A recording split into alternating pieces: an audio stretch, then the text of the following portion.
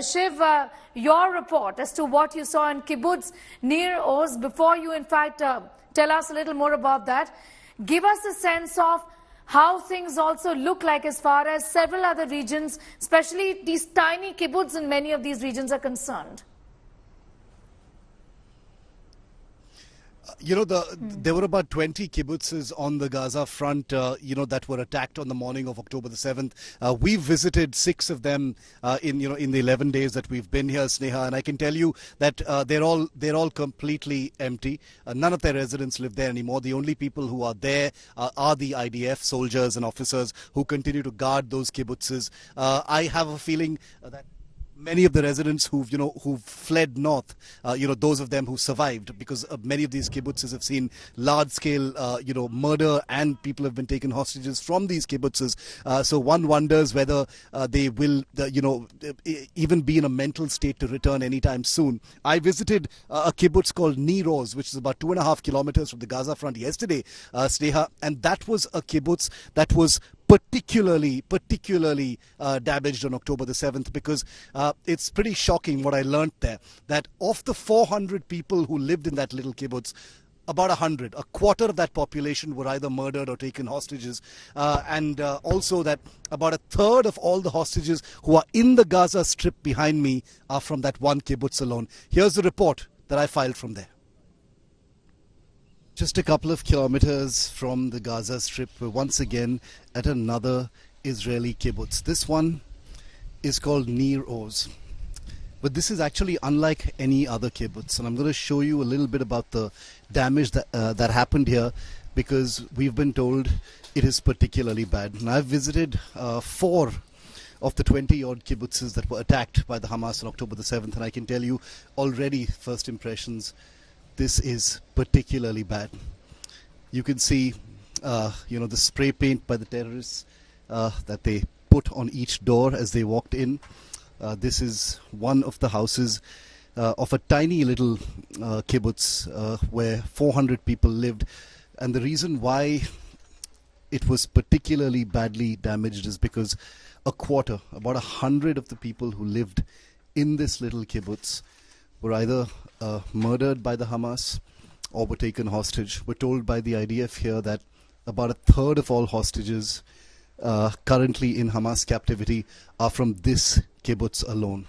That's about 70 to 80 of the total number of hostages are just from Nir Oz, this particular kibbutz where I'm standing right now. It's just ash and dust. There's nothing else here. Everything's been reduced completely to rubble and fire debris. These are the remnants of not just firearms, but a place that's been completely torched. Now, the Nir Oz kibbutz had about 400 people, very small, just a few houses, 400 people in all. Most of the people working and living in this kibbutz were farmers, agrarian, entrepreneurs. Many of them, were told, grew avocados. Some of them worked in the nearby sealants and paint factory, not very far from here. Fire was the main weapon that was used here. We've seen some bullet holes in some of the walls, but it is very clear that in this particular kibbutz, arson was the main weapon wielded by the Hamas terrorists. They came in with lighters, lighter fuel, and they just set everything ablaze, which is why nearly all, 99% of the damage here you see is all fire damage. When they said fields of ash, this is what they meant. This is what they meant. This is the inside of somebody's house. Once again, you can't even make out what everything is right now. Now, residents of all of the kibbutzes that we've reported from over the last few days, none of them, obviously, understandably, justifiably, remain over here. They've all left. Many of them are staying in hotels or with relatives in places like Tel Aviv or Jerusalem, very far from the Gaza Strip. And that's because their houses look like this. That's because their houses look like this. That's because their entire livelihoods have been destroyed in just a few hours of senseless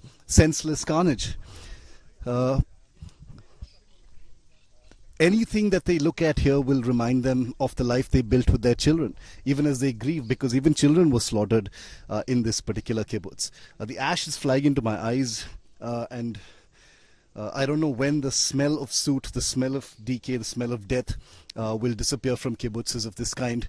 But this is really what the reality of kibbutz is. The world sees a stream of images from kibbutzes of this kind.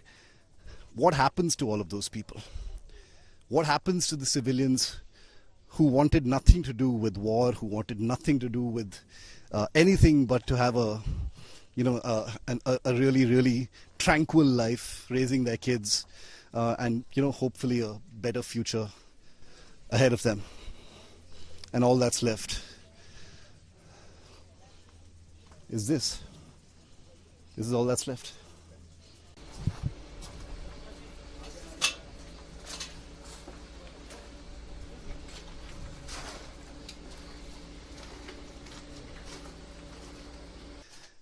Now, I remember just a couple of days ago that a Hamas terrorist leader was on a big screen in Kerala addressing a political gathering, and it's been defended by a certain section in the country. And I haven't said anything about it so far because, I'm far away in a conflict area. Tempers run high. People have strong views. And I saw a section of India's so-called liberal class, making various comparisons of the Hamas and Israel with the British, and pretty much just normalizing a Hamas terrorist leader making a speech in Kerala, in a country like India. And not outright criticizing it, but, saying, ठीक है, Hamas का आदमी आया और speech दिया. And I remember feeling not rage, because rage is a weak word, especially when you're in a war zone and reporting from a place that looks like this. But I just remember thinking, these are people who've never seen conflict. These are people who've never probably gotten out of their living rooms, sitting at their keyboards, thinking that their political views on social media count for a lot and that they're so influential. These are people who care nothing for the dead. They believe that the Israel-Palestine conflict is just another, cynical battleground for their shallow biases and prejudices. But the pain and the suffering of the victims of Hamas terror is real. If you cannot condemn Hamas terror while supporting the Palestinian struggle, then you have no right to speak up. If you don't feel pain for the dead here at this kibbutz, Nir Oz, and all of the other kibbutzes that we've been reporting from, then you have no business to say anything about this conflict. If you believe Hamas and the Palestinian people are the same, it's time that you shut up and sat on your words. Because it is possible, it is absolutely possible, and I've demonstrated that with my reporting here, with all the analysis we've had here on India Today.